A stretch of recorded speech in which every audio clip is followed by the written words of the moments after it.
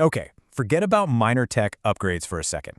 Today, we're diving into a revolution that is, and I mean this literally, rewriting the source code of humanity. And this isn't some far-off future stuff. It's a fundamental shift happening right now in labs and hospitals all over the world. So let's get into what this really means for all of us. Now, that's not my line.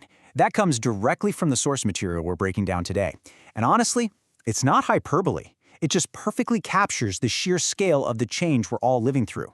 The blueprint of life itself, our own biology, is becoming editable, and it's happening as we speak. So, what's the core idea here? What's the big premise? Well, it's this. For the very first time in history, our biology is no longer completely left to the whims of evolution and just, random chance. We're actually moving from being passive subjects of our genetic code to becoming the active architects of it. And the foundational concept that makes all of this possible is something called programmable biology. Think about that for a second. Our DNA, our cells, even entire organs, they're no longer seen as fixed, unchangeable things. Instead, scientists are starting to treat them like organic hardware that runs on software. Software that we are now learning how to edit, debug, and even upgrade.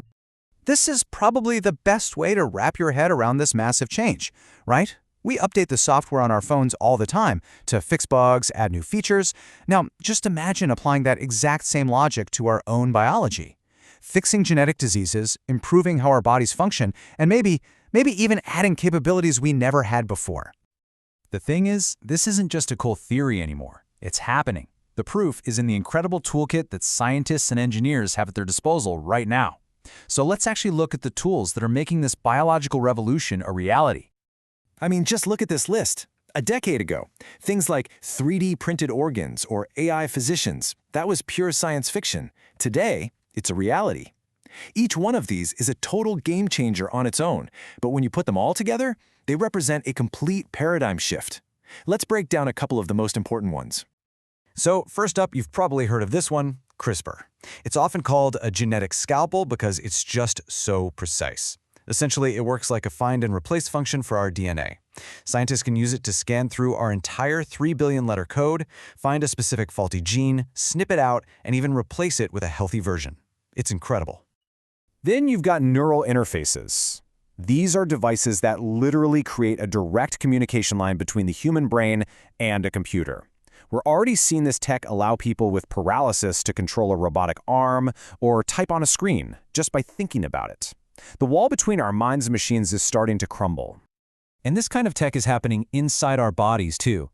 Picture this: tiny nanoparticles patrolling your bloodstream 24/7, constantly on the lookout for the very earliest signs of disease.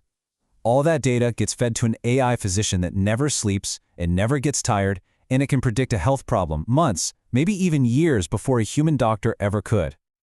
Okay, so here's the crucial point. While all these amazing tools were developed to treat diseases and repair injuries, their potential goes way, way beyond that. And this is where the whole conversation shifts from how we're doing this to the profound, species-altering consequences.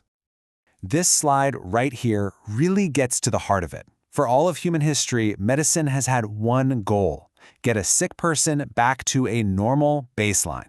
Simple. But these new tools, they don't have to stop at normal. They open the door to enhancement, to making us better, stronger, and longer lasting than nature ever intended. And this is the central philosophical challenge, isn't it? Curing genetic blindness, that's clearly healing. But what about editing genes to give someone vision beyond the normal human spectrum? Using a neural interface to help someone overcome paralysis is healing, for sure. But what if that same interface lets you download a new skill directly into your brain? The line between therapy and enhancement is just dissolving right before our eyes.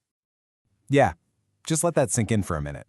Aging is now being framed not as some inevitable fact of life, but as an engineering problem, like a series of bugs in our biological software. Using tech like cellular reprogramming and gene therapies, the goal is to fix those bugs and push the limits of human lifespan way beyond anything we thought was possible. This is not just a fantasy anymore. So let's bring this all together. Why does this matter so much right now? Because this is not a conversation about some distant, hypothetical future. This is about the reality that we are stepping into as we speak.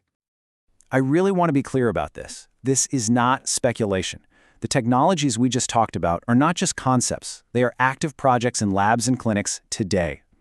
The first wave of this incredible transformation is already washing over us. We are the generation that is living through this threshold moment. The fundamental rules that have governed human existence for thousands of years are being rewritten, not in some single dramatic explosion, but quietly, cell by cell, synapse by synapse, in real time. So we have to end with the ultimate question. The code of life is now open source, it's open for editing, and the engineers are already hard at work. The profound ethical, social, and personal questions that come with this kind of power, well, they're no longer just academic debates. They're the defining questions of our time, and we have to start answering them.